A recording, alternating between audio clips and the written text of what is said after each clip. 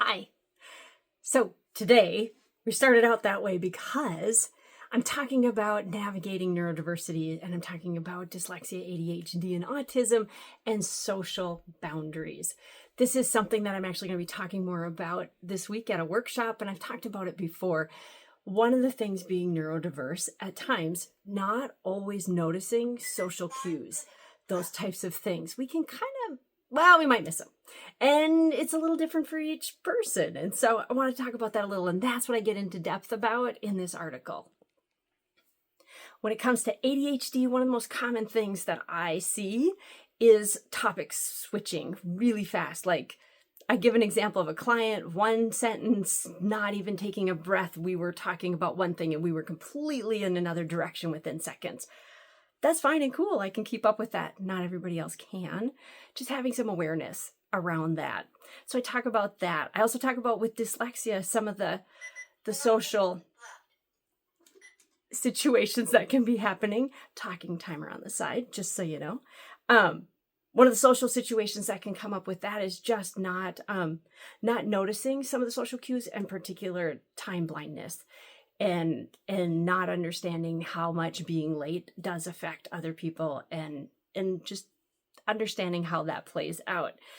And then when it comes to autism, just missing some of the social cues overall. Maybe somebody cracks a joke and you miss it, take it very literally.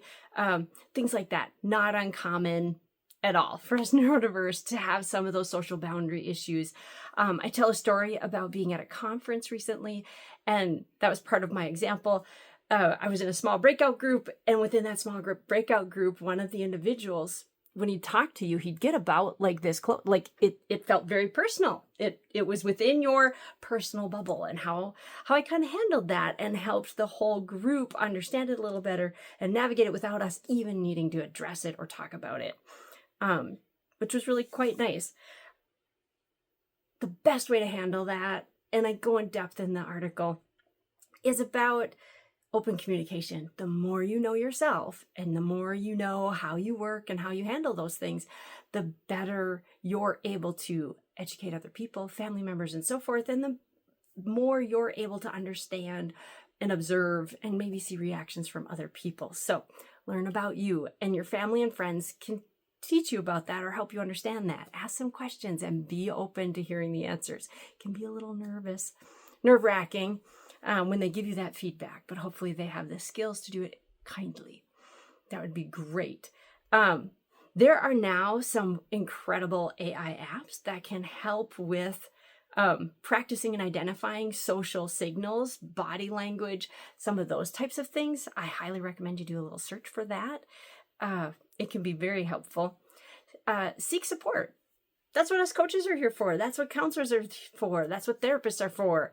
Absolutely. Seek some additional support once you know a little bit more about that. If you want to shift it or engage in it differently, you don't need to change for anybody else, but if you want different results, something's going to have to change, and you're probably it to start out with. And then it's just, as you learn more, educate people. Just make it, if you're comfortable with it, make it part of the conversation, because boy, you educate a person and now, you've educated them in a variety of situations. So embracing our neurodiversity can always be, it's a process.